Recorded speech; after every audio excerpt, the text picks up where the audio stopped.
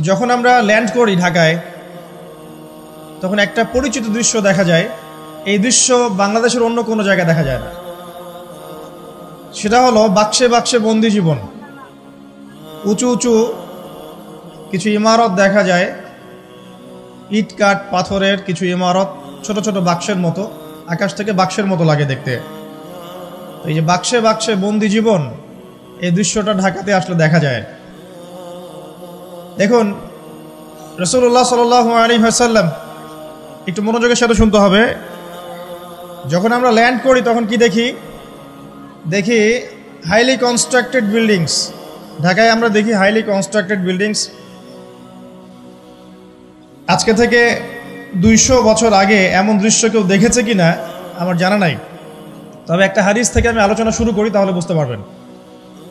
নবী সাল্লাল্লাহু আলাইহি ওয়াসাল্লাম মসজিদে বসে আছেন, মসজিদের মধ্যে, নববীর মধ্যে, এবং হাদিসটা তার ইন্তেকালের অল্প কিছুদিন আগের হাদিস। এটা প্রারম্ভিক সময়ের হাদিস নয়, শেষের দিকের হাদিস। কোরআনের যেমন শানে নজুল আছে, হাদিসেরও কিন্তু শানে নজুল আছে। ঠিক আছে? কোরআনের যেমন শানে নজুল আছে, এক একটা আয়াত এক একটা প্রেক্ষাপট এসেছে, নাজিল হয়েছে, ঠিক একইভাবে হাদিসেরও কিন্তু শানে নজুল আছে। নবী সাল্লাল্লাহু আলাইহি ওয়াসাল্লামের জীবনের শেষের দিকের হাদিস এটা। তিনি মসজিদে বসে আছেন, একজন ব্যক্তি মসজিদে প্রবেশ করলেন, শুভ্র সাদা কাপড় পরিহিত, ধবধবে সাদা, অতি উত্তম কাপড়, পরিচ্ছন্ন, প্রবেশ করলেন এবং রাসূল সাল্লাল্লাহু আলাইহি ওয়াসাল্লামের হাঁটুর সাথে হাঁটু লাগিয়ে বসলেন। ঠিক আমরা যেমন আত্তাহিয়াতু পড়ার সময় যেভাবে বসি নামাজে, এভাবে। আমার কথা কি বুঝতে পারছেন? আচ্ছা, এবার নবী সাল্লাল্লাহু আলাইহি ওয়াসাল্লামকে তিনি ব্যাক টু ব্যাক 4টা প্রশ্ন করছেন। 1 নম্বর বলছেন, ইয়া মুহাম্মদ, হে মুহাম্মদ সাল্লাল্লাহু আলাইহি ওয়াসাল্লাম, আখবিরনি আনিল ইসলাম, আমাকে ইসলাম সম্পর্কে বলুন। নবীজি বললেন, ইসলাম হচ্ছে কালিমা, আল্লাহ এক সাক্ষ্য দেয়া, নবী মুহাম্মদ সাল্লাল্লাহু আলাইহি ওয়াসাল্লামকে সর্বশেষ রাসূল সাক্ষ্য দেয়া, সালাত কায়েম করা, যাকাত দেয়া, রমাদান মাসে সওম রাখা এবং সামর্থ্য হলে হজ করা, এই হলো ইসলাম। তিনি বললেন, সাদাকতা, আপনি সত্য বলেছেন।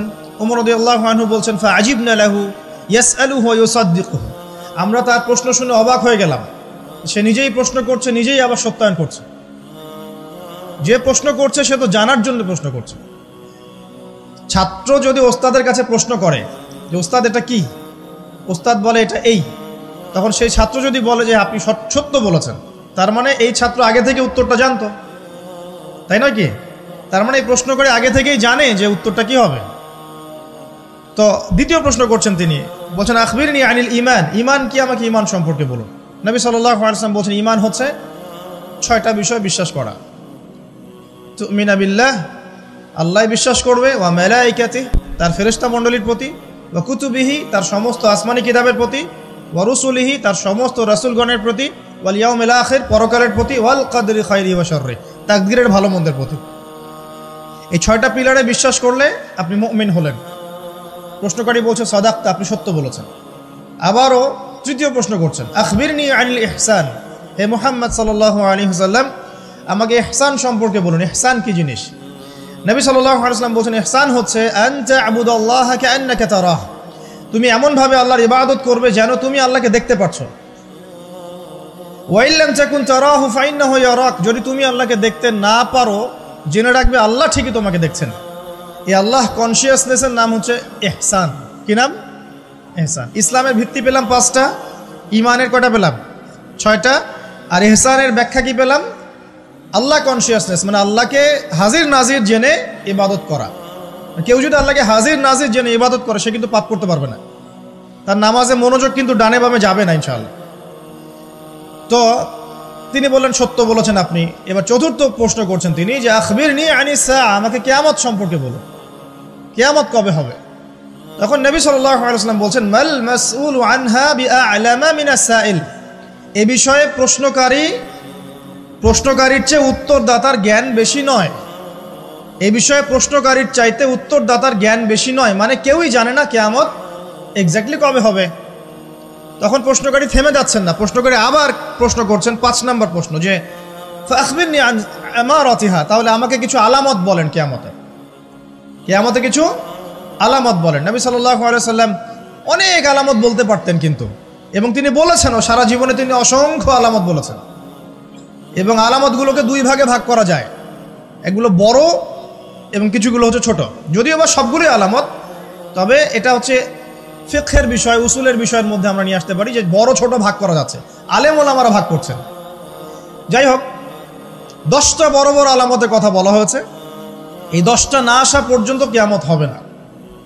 মসিহুদ দাজ্জালের আগমন, নবী ঈসা ইবনে মারইয়ামের আগমন, ইয়াজুজ আর মাজুজ, দাব্বাতুল আরদ, জমিন থেকে প্রাণী বের হবে, ইয়েমেনের আগুন, 3টা বড় বড় ভূমিকম্প, পশ্চিম দিক থেকে সূর্যোদয়, এরকম 10টা আলামত বলা হয়েছে। এগুলো না হওয়া পর্যন্ত কিয়ামত হবে না। এগুলো এখনো হয়নি, এগুলোর কোনোটাই এখনো আসেনি। এগুলো বাদ দিয়ে যেগুলো আলামত সুগরা আমরা বলছি, ছোট ছোট, এগুলোর ম্যাক্সিমাম প্রায় 99% আমরা এখন দেখতে পারি। তবে দেখার জন্য চোখ লাগবে। আর চোখ বলতে শুধু বাইরের চোখকে বোঝাচ্ছি না, হৃদয়ের কলবের কি লাগবে? চোখ লাগবে। আমি আপনার কলবের চোখ দিয়ে আপনাকে শহরটাকে চেনাচ্ছি। আপনার এই হাদিসে নবী সাল্লাল্লাহু আলাইহি সাল্লাম অনেকগুলো আলামত না বলে মাত্র 2টো আলামত বলেছেন। কয়টা? মাত্র 2টো। আমি বলছি জীবনের শেষের দিকের হাদিস, শেষ সময় তো আমরা বেশি নসিহত করতে যাবো, তাই না? মনে করেন আপনার পিতা মৃত্যুসজ্জায়, আল্লাহ না করুক, এখন তিনি আপনাকে ওসিয়ত করছেন যে বাবা এইটা করবা, এইটা করবা না, মায়ের যত্ন নিও, বোনদের যত্ন নিও, ইত্যাদি ইত্যাদি। তখন তার ওসিয়তগুলোকে আপনি কত গুরুত্বের সাথে গ্রহণ করবেন, এবং সেই সময় যত ইম্পর্টেন্ট কথা থাকবে সেগুলোই তো মানুষ বলবে, তাই নয় কি? সবচেয়ে ইম্পর্টেন্ট কথাগুলোই মানুষ বলবে। তো নবী সাল্লাল্লাহু আলাইহি ওয়াসাল্লাম এদিকে এসে মাত্র 2টো সাইনের কথা বলছেন। তার মধ্যে একটা হচ্ছে, ভালো করে শোনেন, তার মধ্যে একটা হচ্ছে আনতালিদাল আমাতু রাব্বাতুহা। যখন তুমি দেখবে, প্রশ্নকারীকে বলছে, যখন তুমি দেখবে যে দাসী তার মনিবকে জন্ম দিচ্ছে, দাসী তার মনিবকে জন্ম দিচ্ছে, মানে দাসী কিভাবে মনিবকে জন্ম দিতে পারে? দাসী কি মনিবকে জন্ম দিতে পারে? উত্তর, এখানে 3টা ব্যাখ্যা হতে পারে। কয়টা ব্যাখ্যা? 3টা। এছাড়াও আরো ব্যাখ্যা হতে পারে, হয়তো আল্লাহ পাক সেটা আমাদের জেহেনে হয়তো এখনো দেন নাই, হয়তো এমন কেউ আসবে পরবর্তী জেনারেশন, তারা হয়তো আরো ব্যাখ্যা করতে পারবে। তবে 3টা ব্যাখ্যা এখন পাওয়া যায়। 1 নাম্বার, দাসী তার মনিবকে জন্ম দিবে অর্থ হচ্ছে পিতা মাতার সাথে দাস দাসীর মতো আচরণ করা হবে। এবং এটাও কিন্তু কিয়ামতের আগের একটা বড় নিদর্শন যে পিতা মাতার সাথে দাস দাসীর মতো আচরণ করা হবে, এবং যেটা এখন হচ্ছে। আমরা দেখছি পিতা মাতার অধিকার তারা পাচ্ছে না, সন্তানদের হাতে নির্যাতনের শিকার হচ্ছে, বৃদ্ধাশ্রমে থাকতে হচ্ছে। সারা জীবন যে সন্তানকে বড় করলো, আজকে সেই সন্তান তার ওই যে কাফনের টাকা পর্যন্ত দিতে যাচ্ছে না, মারা গেছে লাশটা পর্যন্ত নিতে আসে না, এমন হচ্ছে না? এবং বস্তুবাদী শহরগুলোতে তো এটা বেশি। আর আমাদের শহরটা বস্তুবাদী না? তো আমাদের শহরে মানুষ বস্তুবাদী না?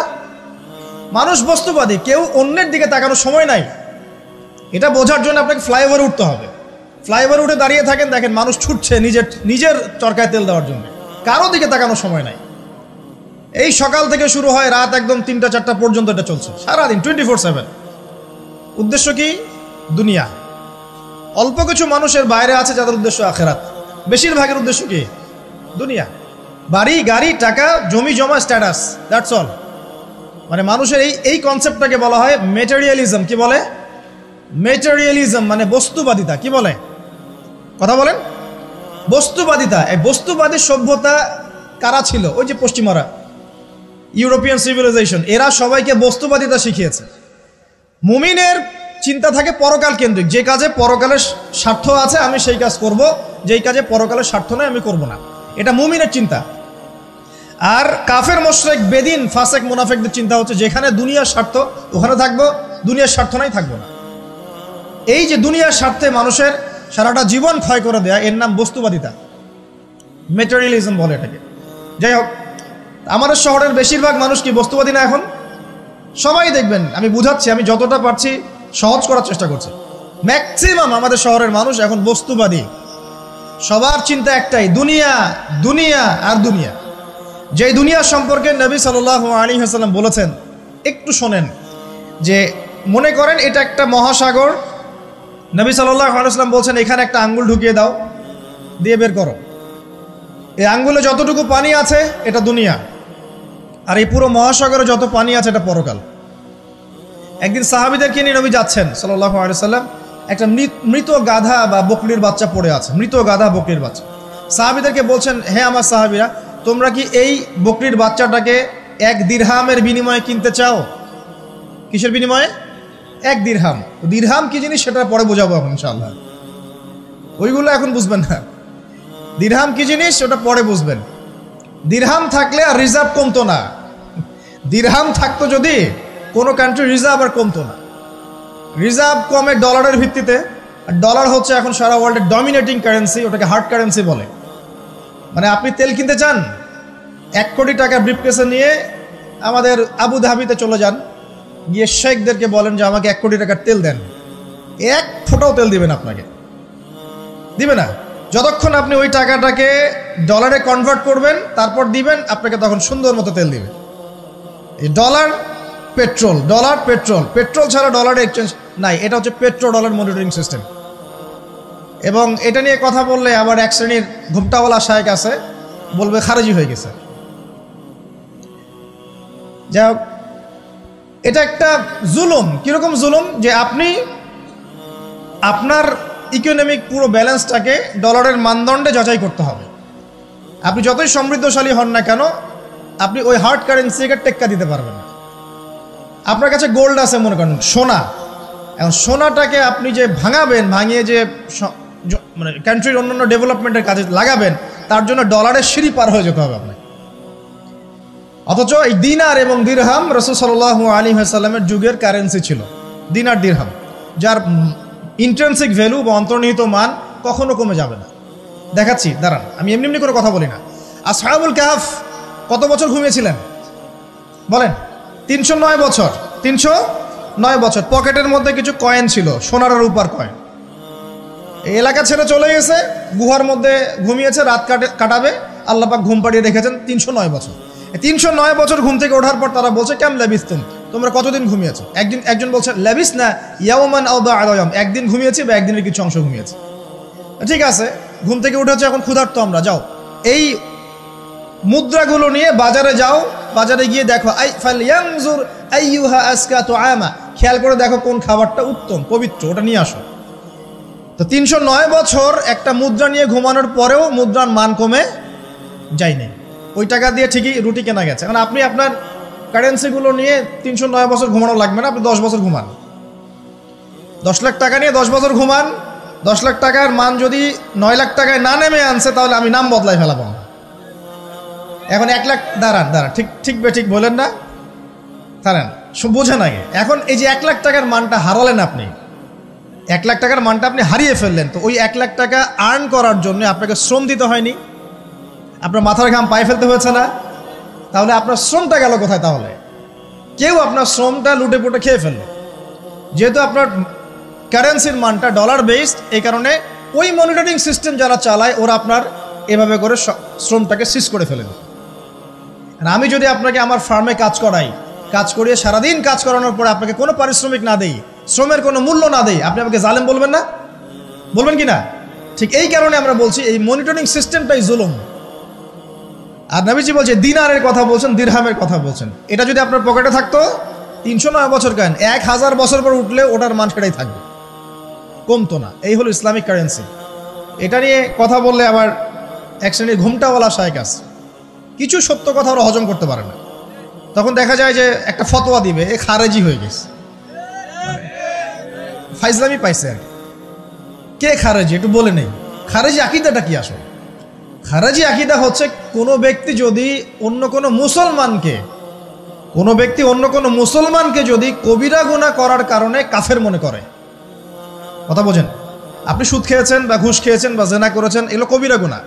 এখন আমি যদি বলি যে সুদ ঘুষ জেনা করার কারণে আপনি কাফের হয়ে গেছেন, আপনাকে হত্যা করা জায়েজ, তাহলে আমি খারেজি। বুঝতে পারছেন কথা? কিন্তু আমি কি কখনো এরকম করে কথা বলেছি? এই যে মনিটরিং সিস্টেম নিয়ে কথা বললাম, এর সাথে কবিরা গুনার কি সম্পর্ক আর খাওয়ারিজমের কি সম্পর্ক? আবার কোনো কোনো ক্ষেত্রে দেখা যায় যে পলিটিক্যাল সমালোচনা করলে খারেজি টাইটেল দিয়ে দিবে। ওই যে বললাম, আমাদের শেখদের কাছে যান মিডল ইস্টের, গিয়ে আপনি দেন, টাকা দেন, তেল দিবে না, ডলার না দিলে বলবো এই যে এন্টি মিডল ইস্ট কথা বলেছে, অতএব সে খারেজি হয়ে গেছে। আমি আপনাকে একটা এক্সাম্পল দিই, শোনেন, বোঝেন কথাগুলো, বোঝেন। ইয়াজিদের নাম শুনেছেন? ইয়াজিদ ভালো শাসক ছিল না খারাপ শাসক ছিল?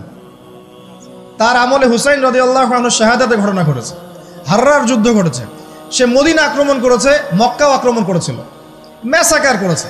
বহু সাহাবী তার এই শাসন মেনে নেয় নাই। তার মধ্যে একজন হচ্ছে আব্দুল্লাহ বিন জুবাইর রাদিয়াল্লাহু আনহু, জুবাইর ইবনে আওয়াম রাদিয়াল্লাহু আনহু ছেলে।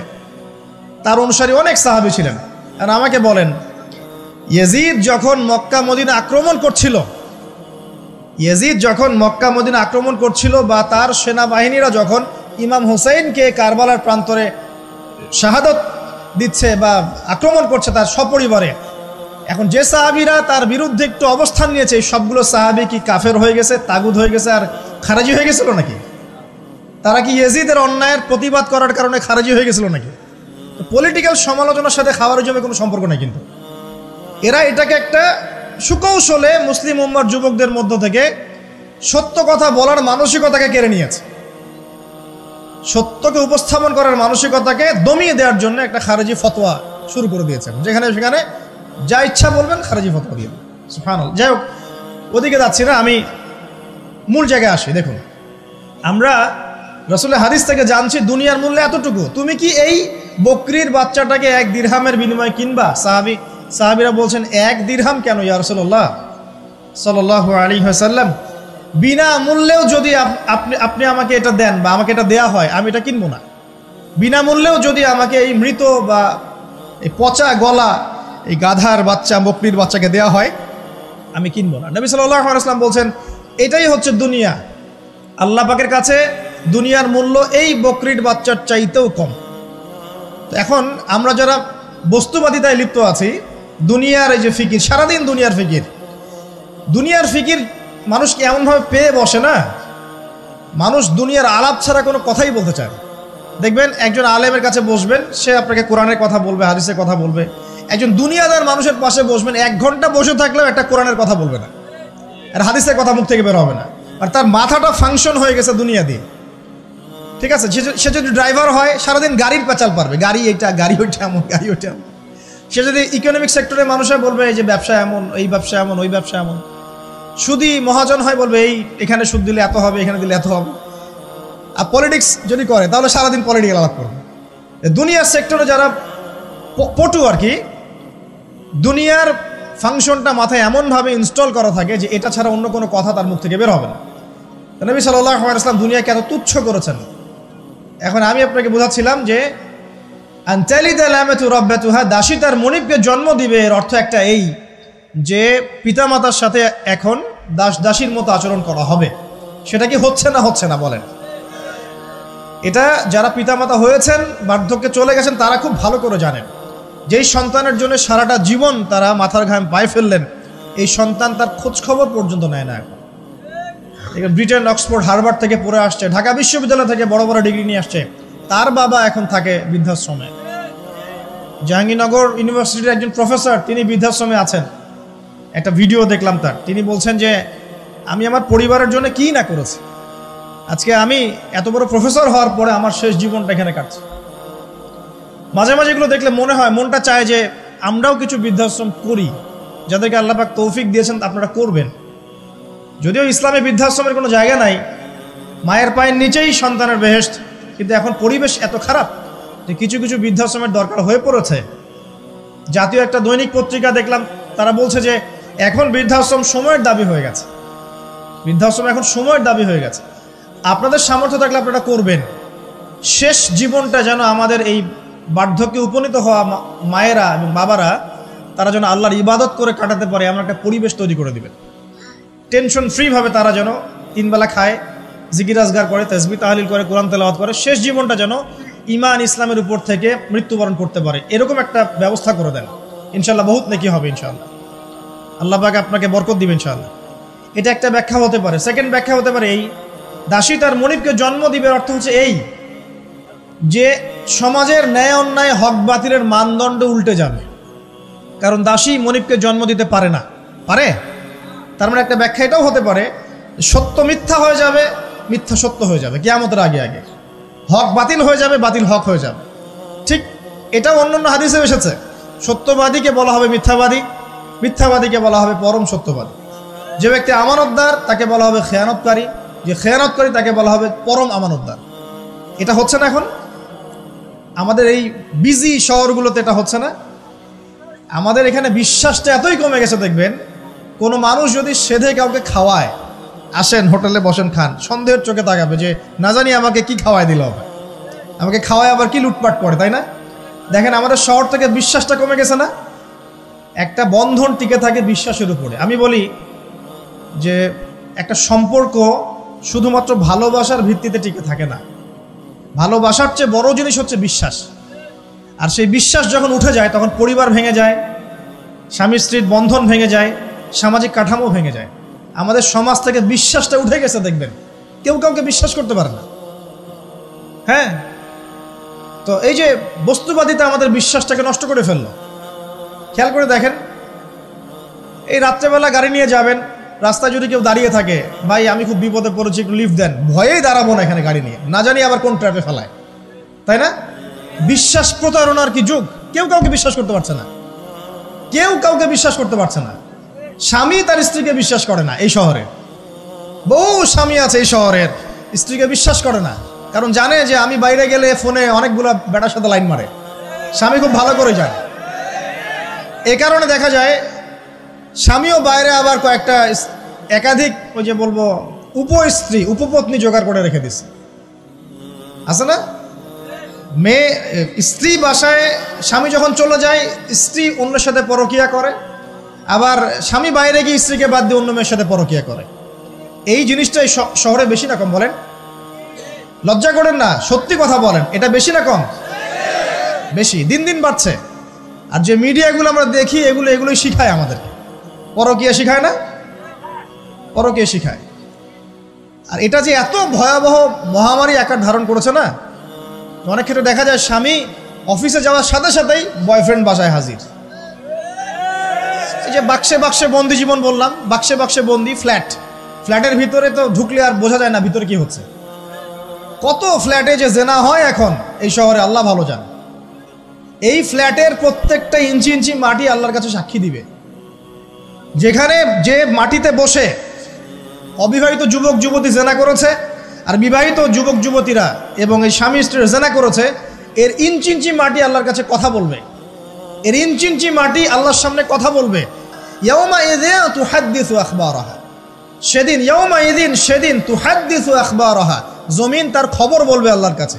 জমিনের কোথায় কোন পাপ হয়েছে সব বলে দিবে। এই জমিনে এখানে দাঁড়িয়ে জেনা করেছে, ওইখানে দাঁড়িয়ে মদ খেয়েছে, ওইখানে কাউকে খুন করেছে, জমিন বলে দিবে।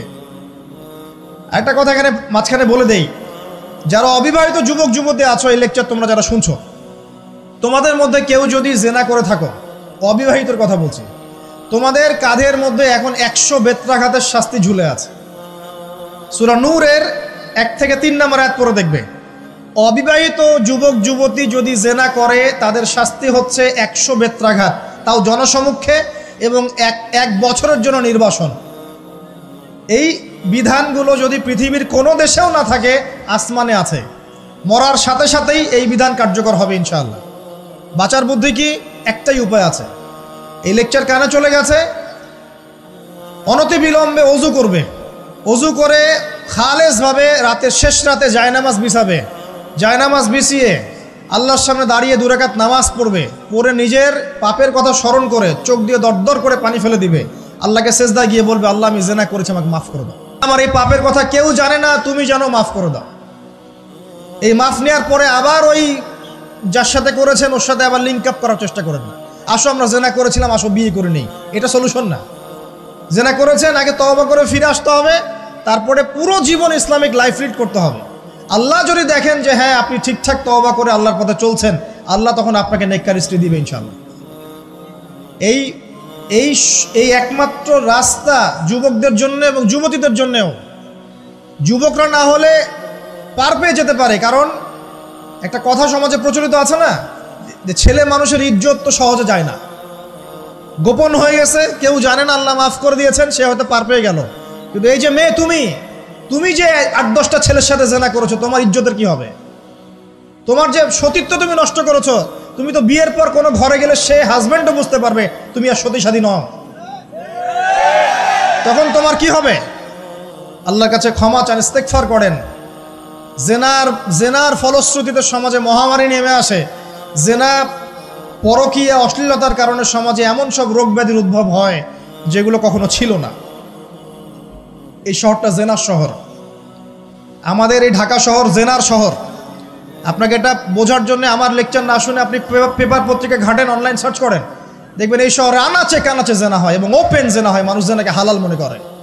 এই শহরের যুবক যুবতী যারা একে অপরের সাথে বয়ফ্রেন্ড গার্লফ্রেন্ড কালচারে লিপ্ত আছে, এটাকে তারা হালাল মনে করে, কেউ হারামও মনে করে না। কত বড় সাহস দেখায়! রাস্তা দিয়ে আমরা হেঁটে গেলেও বয়ফ্রেন্ড গার্লফ্রেন্ড এসে আমাদেরকে সালাম দেয়, হুজুর আমাদের জন্য একটু দোয়া করেন। তো প্রত্যেকটা পার্কে পার্কে যাবেন, এই যে আপনাদের রেস্টুরেন্টগুলোতে যাবেন, দর্শনীয় যে স্পটগুলো সেখানে যাবেন, দেধার সে জেনা হচ্ছে, জেনা আর জেনা।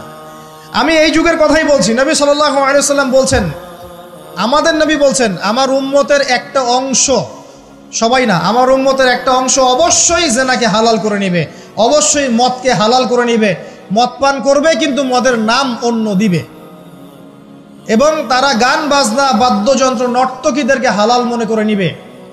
নবী সাল্লাল্লাহু আলাইহি ওয়াসাল্লাম বলেছেন, যখন সমাজে এরকম পাপ বাড়ে তখন সমাজে এমন সব রোগ ব্যাধি আসে যা আগে কখনো ছিল না। এবং এদের ব্যাপারে নবীজি বলেছেন, একদিন সকালবেলা আল্লাহ পাক এদেরকে বানর এবং শুয়োর বানিয়ে দিবেন। কিয়ামতের আগে এই ঘটনাও ঘটবে, বিকৃত হবে, ভূমিধস, ভূমিকম্প, ভূমিধস এবং আকৃতির বিকৃতি, এগুলো আযাব আসবে আল্লাহর পক্ষ থেকে, এই জেনা, এই ব্যভিচার, এই পরকীয়া, নোংরামি, অশ্লীলতার কারণে। ঘরে ঘরে এগুলা বয়ফ্রেন্ড গার্লফ্রেন্ড কালচার, কেউ মনে করে না যে এগুলা হারাম, কেউ মনে করে না যে আমার এই যে সহপাঠী আমার গায়রে মাহরাম। এই গায়রে মাহরাম শব্দটাই নাই।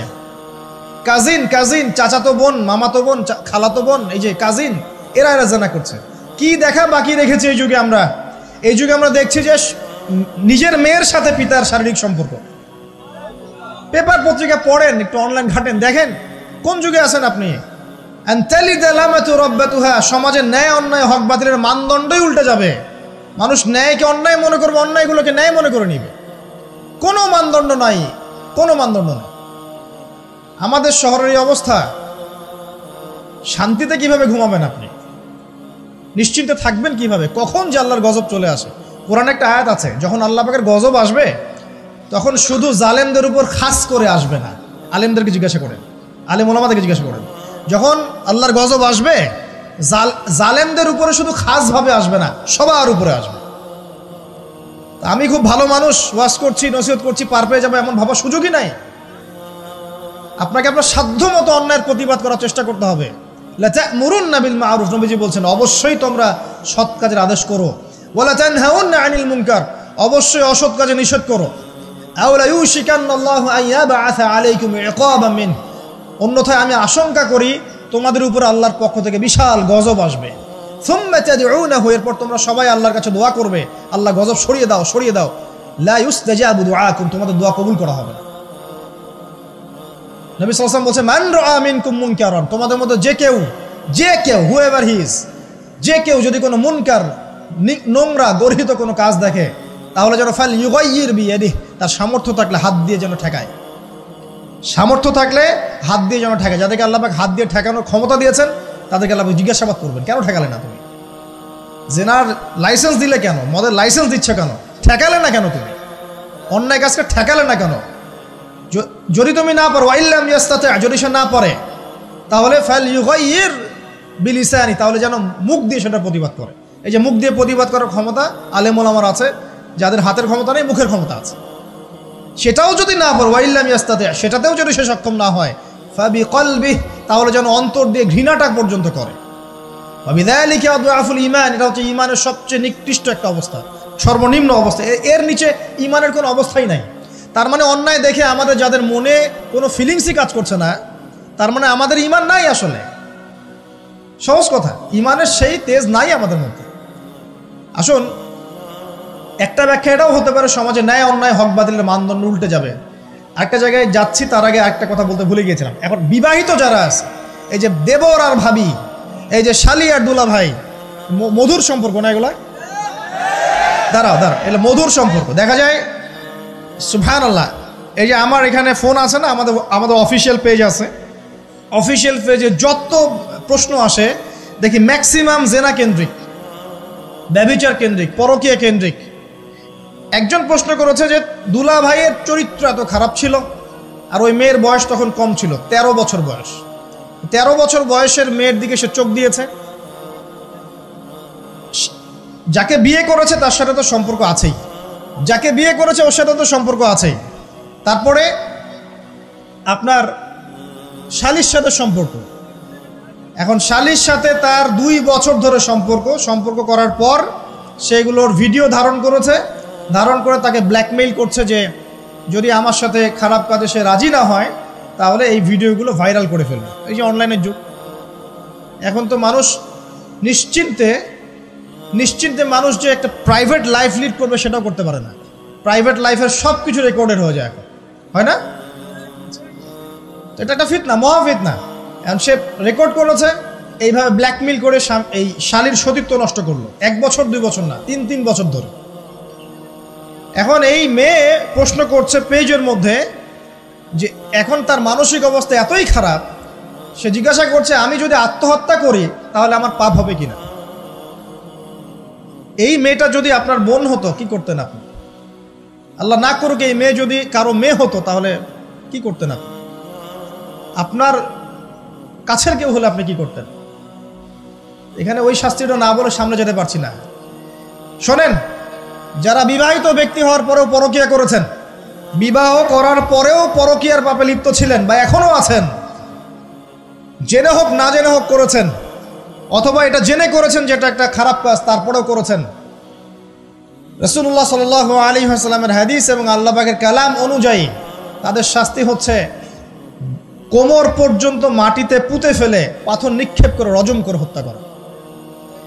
ইসলামিক যদি কোনো রাষ্ট্র থাকতো বা এটা যদি হতো, বা এটা যদি ইমামুল মাহদির যুগ হতো বা ওমর রাদিয়াল্লাহু আনহুর যুগ হতো, তাহলে এই শাস্তির বাইরে আপনি চলতে পারতেন না যদি এটা প্রমাণ হতো। এই শাস্তি যদি দুনিয়াতে কার্যকর নাও হয়, আপনি যদি তওবা না করে মারা যান তাহলে কিয়ামতের মাঠে এই শাস্তি আপনি ভোগ করবেন। খুব মজা লাগছে পরকীয়া করতে। সকালে একটার সাথে, দুপুরে একটার সাথে, আজকে একজনের সাথে রাত কাটান, কালকে আরেকজনের সাথে রাত কাটান, খুব মজা পাচ্ছেন। রাত্রেবেলা মদ খান আর হোটেলে রাত কাটান, সকালবেলা আবার অফিসে যান। আমাদের শহরের এগুলা কালচার কোত্থেকে আসলো? এই শহরকে পবিত্র করবে কে এবং এই শহরের আসল রূপগুলো স্পষ্ট করবে কারা? খুব মজা পাচ্ছেন এগুলোতে। সুবহানাল্লাহ। একটা বিষয় বুঝাই, ইসলামে কেসাস আছে, কেসাস। মনে করেন আমাকে কেউ হত্যা করেছে, আপনি তাকে হত্যা করতে পারবেন। মনে করেন আপনি কাউকে হত্যা করেছেন, ঠিক আমাদের লজের মতো কেউ যদি কাউকে হত্যা করে তাকে ফাঁসি দেওয়া হয় না, এরকমই কেউ যদি কাউকে হত্যা করে ইসলামের বিধান কেসাস করা, মানে হাতের বদলে হাত, চোখের বদলে চোখ, কানের বদলে কান, নাকের বদলে নাক, জানের বদলে জান, যদি প্রমাণ হয়। কিন্তু এখানেও হত্যাকারীর বাঁচার সুযোগ আছে। কিরকম? মনে করেন আপনি আমার পরিবারের কাউকে হত্যা করেছেন, আল্লাহ না করুক। এখন আপনি এসে আমাকে ক্ষমা চাচ্ছেন যে আমার ভুল হয়ে গেছে, আমি রক্তপণ দিব, আমাকে মাফ করে দেন। এখন আমাদের পরিবারকে আপনাকে বললো ঠিক আছে আপনাকে মাফ করে দিলাম, আপনার কেসাস করার দরকার নেই, আপনি রক্তপণ দিয়ে দেন, তাহলে আপনি বেঁচে থাকার সুযোগ পেলেন। কথা বুঝতে পারছেন? একটা হচ্ছে মুরতাদ। মনে করেন কেউ ইসলামের কিছু বিষয়কে অস্বীকার করেছে, তাকে জেলখানায় বন্দি করে রাখা হবে, সুযোগ দেওয়া হবে যে আপনি কি এগুলো জেনে শুনে বলেছেন নাকি এর উপর অটল থাকবেন না ফিরে আসবেন। সে যদি বলে না আমি তওবা করলাম, আমি এগুলো থেকে ফিরে আসলাম, ও বেঁচে থাকার অধিকার পেয়ে গেল। কিন্তু বিবাহিত ব্যক্তি যারা ব্যভিচার করেছে, বিবাহিত ছেলে বা মেয়ে ব্যভিচার করেছে, তওবা করে যদি ফিরেও আসে, রজমের শাস্তি থেকে বাঁচার কোনো সুযোগ নেই। বুঝতে পারছি না? একজন মহিলার কথা বলি তাহলে বুঝতে পারবো। এটা একজন মহিলা সাহাবীর ক্ষেত্রেও হয়েছে, একজন পুরুষ সাহাবীর ক্ষেত্রেও হয়েছে। আচ্ছা, পুরুষ সাহাবীর কথা বাদ দিয়ে মহিলা সাহাবীর কথাটা বলি। মহিলা সাহাবী এসেছেন, এসে নবীজিকে বলছেন ইয়া রাসূলুল্লাহ তাহিরনি, আমাকে পবিত্র করুন, আমি একটা অন্যায় করেছি, আমি বিশাল একটা অন্যায় করেছি। নবী সাল্লাল্লাহু আলাইহি ওয়াসাল্লাম বলছে কি করেছো তুমি? তখন সে বলছে আমি জিনা করেছি। নবী সাল্লাল্লাহু আলাইহি ওয়াসাল্লাম বলছেন বাসায় যাও, বাসায় গিয়ে আল্লাহর কাছে তওবা করো, আল্লাহ পাক মাফ করে দিবেন। নবীজি এটাকে হাইড করতে চাচ্ছেন। কারণ কি? যখন আপনি কেস আদালতে নিয়ে যাবেন তখন তো উপায় নাই, আপনাকে তো বিচার করতেই হবে। তুমি বাসায় ফিরে যাও, তওবা করো, আল্লাহ মাফ করে দিবেন। সে মহিলা নাছোড়বান্দা, না আমার বিচার করে দেন, আমার বিচার করে দেন, পরকালে আমি শাস্তি পেতে চাই না, দুনিয়াতে আমার বিচার করে দেন। নবী সাল্লাল্লাহু আলাইহি ওয়াসাল্লাম বলছে তুমি কি গর্ভবতী হয়েছো? হ্যাঁ, জেনার কারণে আমি গর্ভবতী হয়ে গেছি। এরকম হচ্ছে না এখন? আর যে অ্যাবর্শন করছে না, ওই যে ক্লিনিকে গিয়ে, এটাও ট্রেন্ড হয়ে গেছে, হইল, সমস্যা কোথায়? কি এমন হয়েছে? আমার কি কেরিয়ার নষ্ট হয়ে গেছে? ফ্যামিনিস্ট নোংরা মেয়ে কোথাকার। তারপরে এই মেয়ে বলছে হ্যাঁ আমি গর্ভবতী হয়েছি ইয়া রাসূলুল্লাহ। নবী সাল্লাল্লাহু আলাইহি ওয়াসাল্লাম বলছেন বাসায় ফিরে যাও, সন্তান যখন খালাস হবে তারপরে এসো বিচার করে দেব। 9 থেকে 10 মাস সে এই সন্তানকে গর্ভে ধরলো। ধরার পরে সন্তান যখন খালাস হয়ে গেল, সে নবীর কাছে এসে সন্তান কোলে নিয়ে, নবজাতক, ইয়া রাসূলুল্লাহ সাল্লাল্লাহু আলাইহি ওয়াসাল্লাম দরুদ পড়বেন, আমাকে পবিত্র করে দিন, আমার সন্তান হয়ে গেছে এখন। নবী সাল্লাল্লাহু আলাইহি ওয়াসাল্লাম বলছেন সন্তান কি দুধ খাচ্ছে? হ্যাঁ দুধ খাচ্ছে। তাহলে তুমি তাকে দুধ পান করাও। কত বছর দুধ পান করাতে হয়? 2 বছর। 2 বছর দুধ পান করাও, দুধ পান করা শেষ হবে তারপরে এসে তোমার বিচার করে দেব। এবার 2 বছর দুধ পান করানোর পর এই মহিলা এসেছে, সন্তানের হাতে একটা রুটি। নবীজিকে বলছেন ইয়া রাসূলুল্লাহ সাল্লাল্লাহু আলাইহি ওয়াসাল্লাম, আমার সন্তান এখন রুটি খেতে পারে, আমার সন্তান এখন রুটি খেতে পারে, আমার বিচার করে দিন। তখন নবী সাল্লাল্লাহু আলাইহি ওয়াসাল্লাম বলছেন সাহাবীরা, তোমাদের মধ্যে কেউ কি আছো এই সন্তানের দায়িত্ব নিবে? একজন আনসার সাহাবী বলছেন আমি দায়িত্ব নিব।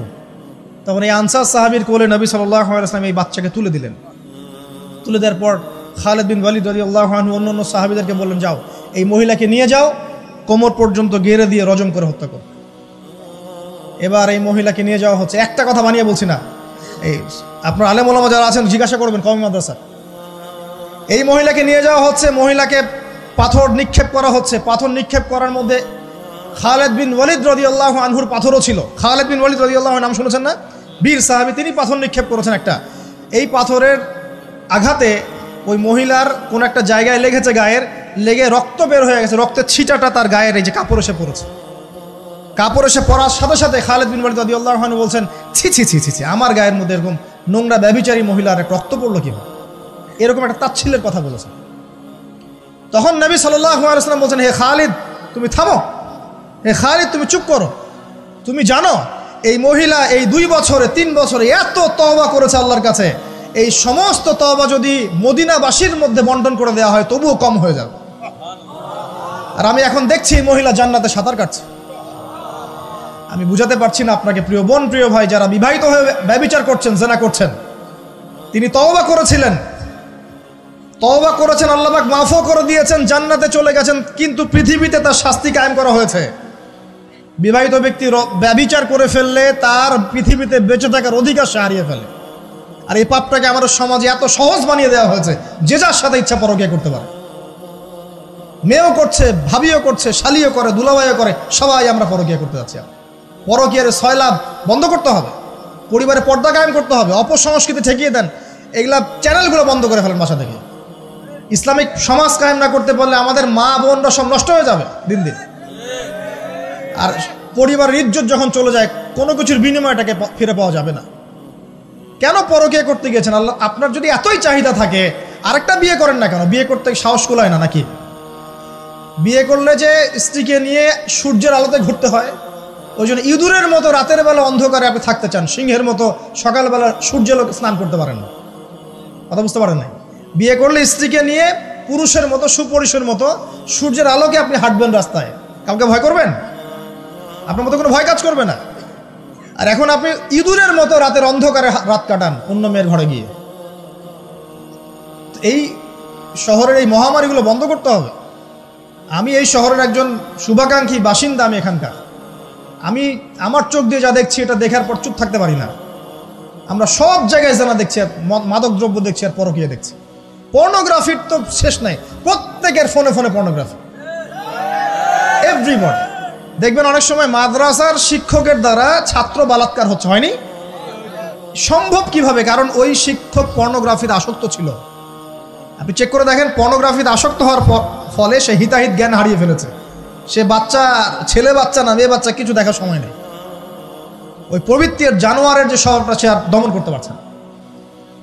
পর্নোগ্রাফি আর মাদক আর ব্যভিচার, জেনা, ফ্রি মিক্সিং অবাধে আমাদের শহরে। বস্তুবাদী তো আছেই। তো এটাকে আখিরুজ্জামানের শহর বলবো নাকি আউয়ালুজ্জামানের শহর বলবো নাকি? শুধু এই শহরের সমস্যা এটা নয়, প্রত্যেক বড় বড় শহরেই সমস্যা। ইভেন এগুলো এখন গ্রামে পর্যন্ত চলে গেছে, এগুলো গ্রামেও চলে গেছে, গ্রামে আরও বেশি আছে। দেখবেন শহরের ছেলেরা তো জিন্স আর টি শার্ট পরা মেয়েদেরকে দেখে অভ্যস্ত না, এরা না একটু কন্ট্রোল করতে পারে। আর যখন একটা গ্রামের ছেলে পর্নোগ্রাফি দেখবে, সে তো আর নিজেকে কন্ট্রোল করতে পারে না।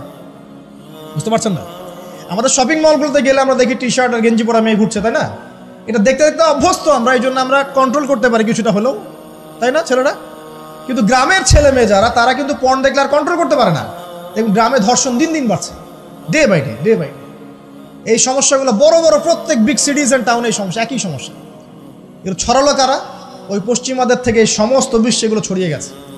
এরা এমন একটা সভ্যতা যারা প্রত্যেকটা পাপকে গ্লোবালাইজেশন করে দিয়েছে। সুদ খেয়েছে, সারা বিশ্বে ছড়িয়ে দিয়েছে। মদ খেয়েছে, সারা বিশ্বে ছড়িয়ে দিয়েছে। জেনা করেছে, সারা বিশ্বে ছড়িয়ে দিয়েছে। ফ্যামিলিস্ট রেভলিউশন সারা বিশ্বে ছড়িয়ে দিয়েছে।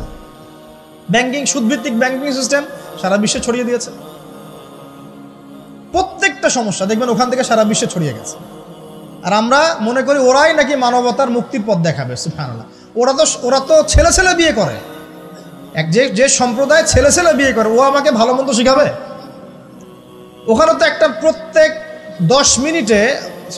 10 সেকেন্ডে একটা করে মেয়ে রেপ হয় আফ্রিকান কন্টিনেন্টে।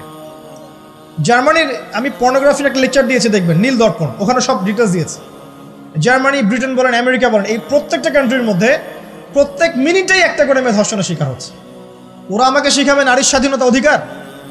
আমার কাছে কোরআন এবং সুন্নাহ আছে, রাসূল আছেন, আমার কাছে আল্লাহ আছেন। এগুলোকে বাদ দিয়ে তোমার কথা শুনতে হবে আমাকে? এরা আমাদেরকে বাঁচাবে না, বরং এরা সারা বিশ্বে ইয়াজুজ মাজুজের মতো ফিতনার ফাসাদ সৃষ্টি করে বেড়াচ্ছে। আসুন, একটা ব্যাখ্যানে অনেক কথা হয়ে গেল। আল্লাহর ওয়াস্তে যুবক যুবতী যারা আছো, লেকচার যদি কানে যাবে, আজকেই জেনা থেকে তওবা করতে হবে। জেনার ধার কাছে যাওয়া যাবে না। হালালভাবে বিয়ে করো। যদি তোমার খুব যৌন চাহিদা থাকে, তোমার অনেক চাহিদা, তোমার অনেক সম্পত্তি আছে, ব্যালেন্স করতে পারো, একাধিক বিয়ে করো, কি সমস্যা? পরকীয়া করতে যাচ্ছেন কি জন্য? করবেন না। আর হালাল উপার্জনের সোর্স হয়ে গেছে, অবিবাহিত থাকার দরকার নাই, বিয়ে করে ফেলেন। বিয়ে আপনার জীবনটাকে সুশৃঙ্খলতা নিয়ে আসবে।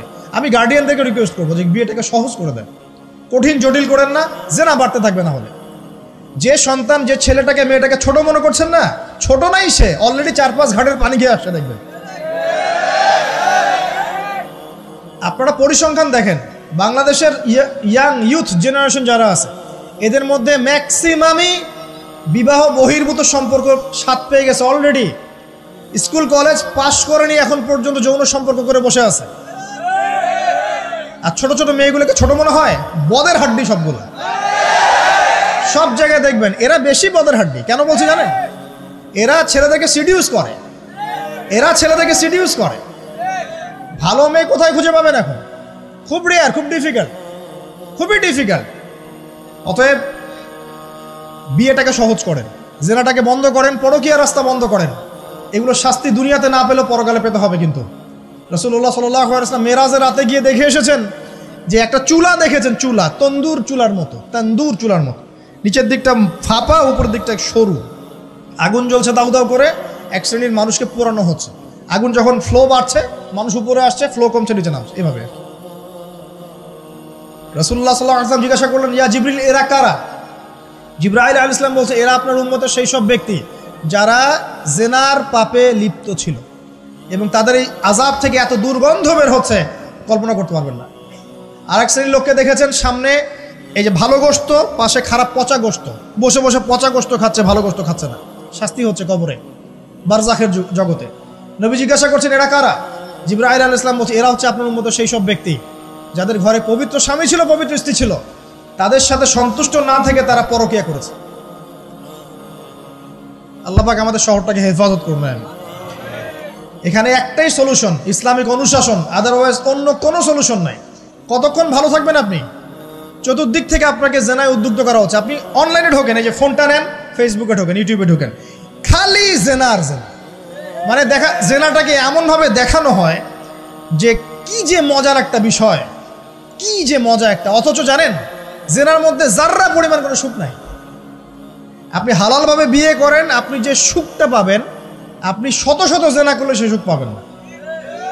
এটাকে দেখানো হয়, এই যে পর্নোগ্রাফি যা দেখায়, সবই ভুয়ার বানোয়ার। এটা টোটালি বানোয়ার জিনিস।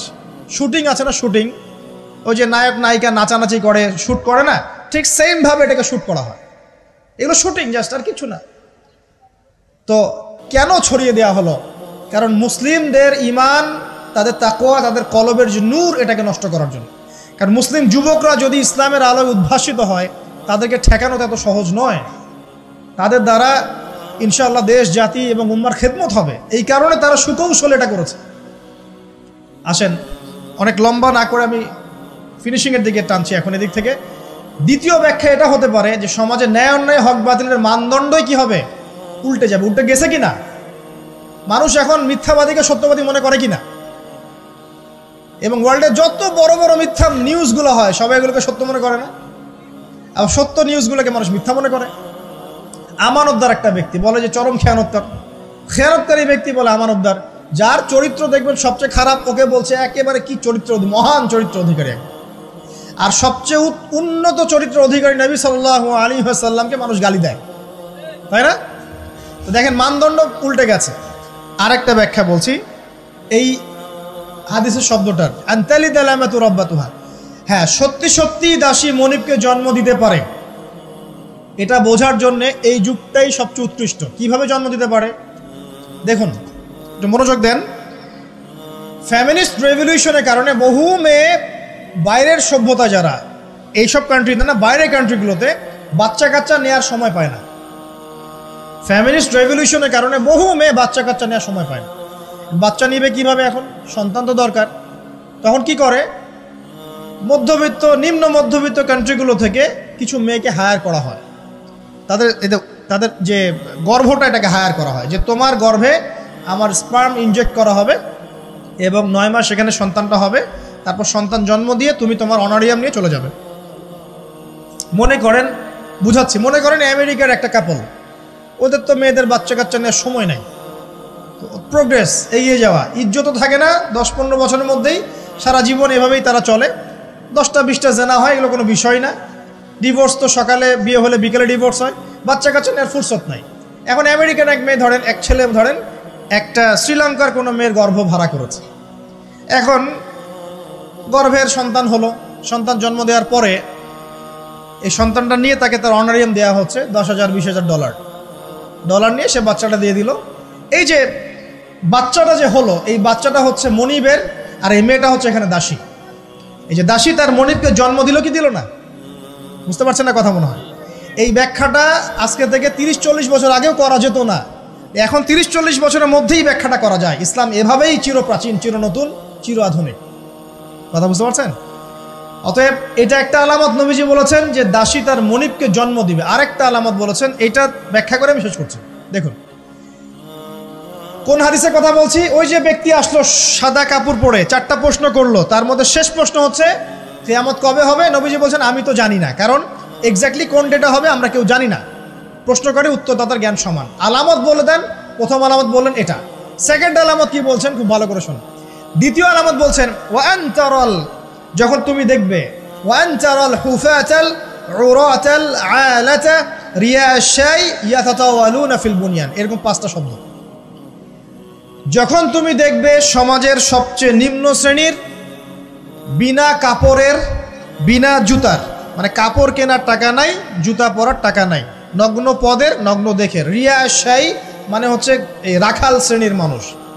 এই শ্রেণীর মানুষরা যখন ইয়াতাতাওয়ালুনা ফিল বুনিয়ান, উঁচু উঁচু অট্টালিকা নির্মাণের প্রতিযোগিতা করবে, তখন তুমি কিয়ামতের অপেক্ষা করতে থাকো। জীবনের শেষের দিকের হাদিসে মাত্র 2টো আলামত, তার মধ্যে ওই একটা ব্যাখ্যা করলাম, আর এই যে একটা। আর আপনি বলেন বিগত 200 বছর আগের বিশ্বের দিকে তাকিয়ে দেখবেন, বড় বড় শহরগুলোতে উঁচু উঁচু বিল্ডিং নির্মাণের প্রতিযোগিতা ছিল কি না? ছিল কি না? এই ব্রিটিশ পিরিয়ডেও কি ছিল কি না? পাকিস্তান পিরিয়ডেও ছিল কি না? লাস্ট 50-100 বছর আপনি দেখবেন যে উঁচু উঁচু বিল্ডিং নির্মাণের একটা প্রতিযোগিতা চলছে, কে কার চেয়ে উঁচু করতে পারে। ঠিক এই যুগের কথাই নবীজি বলেছেন, এই যুগ যখন চোখের সামনে দেখতে পারবে, ফান্তাজির সাআ, কিয়ামতের অপেক্ষা করো। যখন আমরা উপর থেকে ল্যান্ড করি শহরে, আমরা দেখি যে ইয়াতাতাওয়ালুনা ফিল বুনিয়ান, এই উঁচু উঁচু অট্টালিকা নির্মাণের প্রতিযোগিতা চলছে, বাক্সে বাক্সে বন্দি জীবনে। তো কিভাবে সম্ভব? প্রশ্ন এখন একটা আপনার কাছে আমার, কিভাবে সম্ভব? সমাজের সবচেয়ে নিম্ন শ্রেণীর মানুষ, রাখাল শ্রেণীর মানুষ, গায়ে কাপড় নাই, স্যান্ডেল নাই, কিভাবে পড়বে সে? উত্তর দেন, কিভাবে সম্ভব? উত্তর 2টো। এক, সুদের মধ্য দিয়ে সম্ভব। সুদের মধ্য দিয়ে সম্ভব সবচেয়ে দরিদ্র মানুষের বিল্ডিং নির্মাণের প্রতিযোগিতা সম্ভব। সেকেন্ডটা হচ্ছে অন্যের সম্পদ আত্মসাৎ এবং করাপশন এর মধ্য দিয়ে সম্ভব এটা করা। এবং এই জিনিসগুলোও শেষ জামানার আলামত। শেষ জামানার সুদ র্যাপিডলি বাড়তে থাকবে। একটা ব্যক্তি খুঁজে পাওয়া যাবে না মনে হয় যার গায়ে সুদের ছিটাফোঁটা গিয়ে লাগবে না। এই যে আমি বসে আছি, মনে করছেন আমি সুদ খাই না, বা আপনি খাচ্ছেন না। আপনি না খেলেও, প্রত্যক্ষভাবে না খেলেও পরোক্ষভাবে ঠিকই খাচ্ছেন। না খেলেও আপনার গায়ে সুদের ছিটাফোঁটা গিয়ে লাগছেই। এমন কোনো কান্ট্রি পৃথিবীতে নাই যেটা টোটালি সুদমুক্ত হতে পারবে এখন। IMF এর আন্ডারে আর ওয়ার্ল্ড ব্যাংকের আন্ডারে কোনো কান্ট্রি পারবে না। আপনি যাই নিতে যান, চড়া সুদের লোন দিতে হবে। আর এই লোন আমাদের পকেট থেকে শোধ করতে হবে। অতএব প্রত্যক্ষভাবে না খেলেও পরোক্ষভাবে আপনি খাচ্ছেন। হয় খাচ্ছেন, না হয় দিচ্ছেন, না হলে সাক্ষী থাকছেন, না হলে লিখে রাখছেন, কিছু একটা করছেন। এটা সেই জামানা। আর কি? করাপশন, অন্যের সম্পদ আত্মসাতের এই যে একটা প্রতিযোগিতা চলছে আমাদের অন্যায়ভাবে, এর মধ্য দিয়ে সম্ভব এই নিচু শ্রেণীর মানুষের অট্টালিকা নির্মাণের প্রতিযোগিতা। প্রিয় ভাইয়েরা, রাত অনেক গভীর হয়েছে, আর দীর্ঘ লম্বা করছি না, একটু কনক্লুশনের দিকে আসি, একটু মনোযোগ দেন। দেখুন, আলামাতুস সাআ নিয়ে পড়াশোনা করুন, পাশাপাশি কোরআন হাদিস পড়বেন অবশ্যই। এর পাশাপাশি ইকোনমিক্স পড়েন, ওয়ার্ল্ড অ্যাফেয়ার্স বোঝেন, হিস্ট্রি পড়েন। এগুলোকে কম্বাইন্ড করে আপনি দেখবেন যে আপনার বাহ্যিক চোখ, অভ্যন্তরীণ চোখ খুলে যাবে ইনশাআল্লাহ।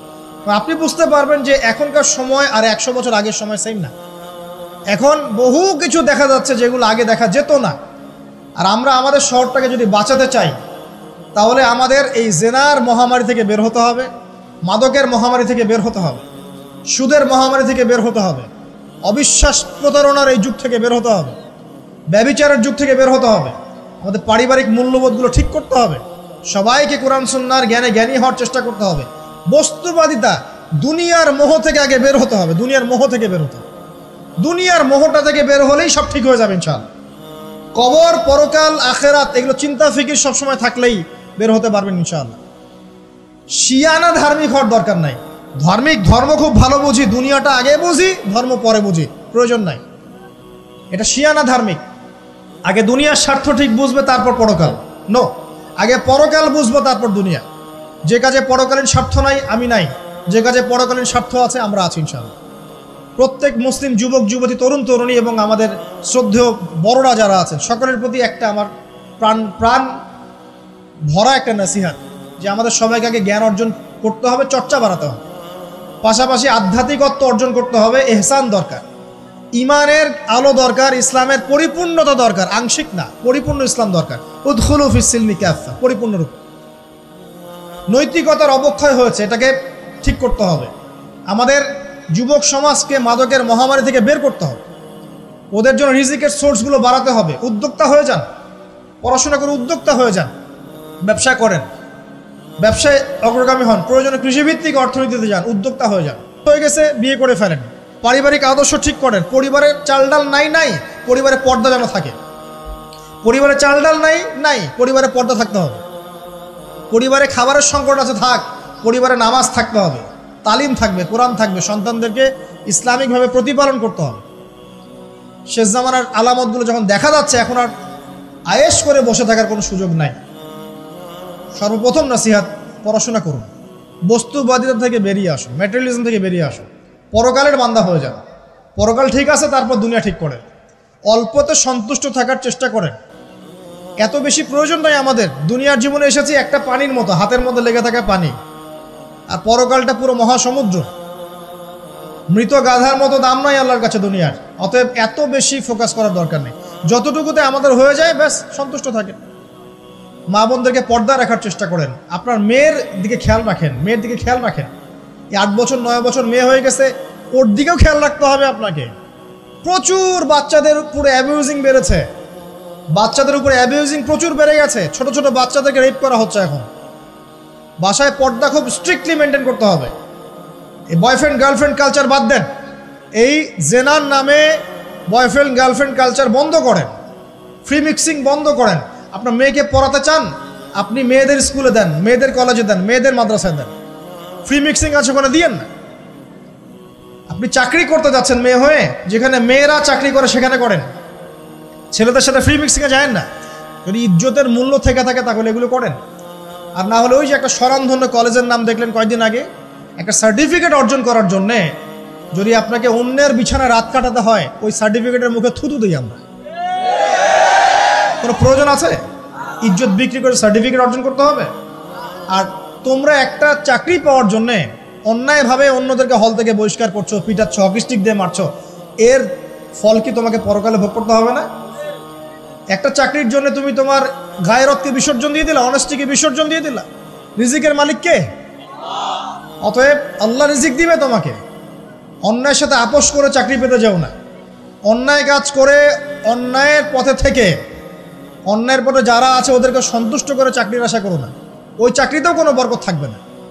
নিজের যোগ্যতায় নিজের পরিচয় সৃষ্টি করো, নিজের পরিচয় নিজের যোগ্যতায় সৃষ্টি করো। ইনশাআল্লাহ আল্লাহ পাক তোমাকে বেহিসাব রিজিক দিবে ইনশাআল্লাহ। প্রিয় মুসলিম ভাই ও বোনেরা, আমরা এমন একটা যুগে বাস করছি, এই যুগটা আগের মতো নয়। পরিবারে ফিতনা দেখবেন, সমাজে ফিতনা দেখবেন, ধর্মে ফিতনা দেখবেন, সব জায়গায় ফিতনা দেখবেন। আপনাকে ফিতনাগুলো রিকগনাইজ করতে হবে, চিনতে হবে। চেনার জন্য জ্ঞান লাগবে, আল্লাহর নূর লাগবে, আমল বাড়াতে হবে, বেশি বেশি সুন্নাহ লাগবে, নবী সাল্লাল্লাহু আলাইহি ওয়াসাল্লামের সুন্নাহর উপর থাকতে হবে, পারিবারিক আদর্শ ঠিক করতে হবে, দাওয়াতের কাজ করতে হবে, আমর বিল মারুফ নাহি আনিল মুনকারের কাজ করতে হবে। এরপর ইনশাল্লাহ দেখবেন আস্তে আস্তে মুসলিমদের কমিউনিটির মধ্যে এই যত সমস্যা আছে ইনশাল্লাহ কেটে যাবে। আমরা জানি এই সমস্যাগুলো সাময়িক। পৃথিবী যেহেতু সাময়িক, পৃথিবীর সব কিছুই সাময়িক। পৃথিবী যেহেতু একটা সাময়িক জায়গা, এখানকার সব কিছুই সাময়িক। এখন যা চলছে পুরো বিশ্বে, এই অন্যায়, জুলুম, পাপাচার, বেহায়াপন, অশ্লীলতা কিছুই থাকবে না ইনশাল্লাহ। আস্তে আস্তে মুসলিমরা এগিয়ে যাবে, নৈতিকতার উন্নয়ন হবে, মুসলিমদের জ্ঞান বাড়বে, ঐক্য হবে ইনশাআল্লাহ। অচিরেই দেখবেন হক আর বাতিলের মাঝে বিশাল যুদ্ধ হবে। এটা বলে দিলাম, হক আর বাতিলের মধ্যে বিশাল রক্তক্ষয়ী সংঘর্ষ হবে। এবং সেখানে একজন ইহুদিও যদি পাথরের পিছনে লুকিয়ে থাকে, পাথর কথা বলবে, ইয়া মুসলিম, হে মুসলিম, ইন্না ওরা আল ইয়াহু তাআল ফাকতুলহু, আমার পিছনে একজন ইহুদি আছে, আসো হত্যা করো। সব ইহুদি না, আবার যারা পশ্চিমাদের সাথে আতাত করে পুরো বিশ্বে ফিতনা ফাসাদ সৃষ্টি করছে, এদের কথা বলা হচ্ছে। কারণ জিউসদের মধ্যে ভালো মানুষও আছে যারা ইসলাম চেনে এবং ইসলামের পক্ষেই কথা বলে, এমনও মানুষ আছে, সবার কথা বলা হচ্ছে না। তো এরপরে ইনশাআল্লাহ তাআলা আল্লাহ রাব্বুল আলামিন ইমামুল মাহদি আর ঈসা ইবনে মারইয়ামের হাতে পুরো বিশ্বে শান্তি কায়েম করবেন ইনশাআল্লাহ। ওই সময় সামনে আছে। আমাদের প্রিপারেশন কি? আমাদের প্রিপারেশন হচ্ছে প্রথমত জ্ঞানের, আমলের, পারিবারিকভাবে, নৈতিকভাবে এবং মুসলিম উম্মার ঐক্যের ক্ষেত্রে দাওয়াতের মেহনতে। ইনশাআল্লাহ এগুলো বাড়তে থাকবে। আল্লাহ রাব্বুল আলামিন যাদেরকে কবুল করবেন সেই সময়ের জন্যে, তারা ইনশাআল্লাহ ওই বিজয় দেখে যাবে ইনশাআল্লাহ। আমরা দেখে যাই বা না যাই, আমরা জানি এগুলো হবে। আল্লাহ পাক আমাদের সবাইকে ইসলামের জন্য কবুল করে নিন, আমিন। আমরা দোয়া করি, সবাই দোয়ায় শরীক হন যে আল্লাহ পাক আমাদের সবার চরিত্রটাকে যেন হেফাজত করেন। আমাদের সবাইকে আল্লাহ পাক কোরআন এবং সুন্নাহ অনুযায়ী জীবনযাপন করার তৌফিক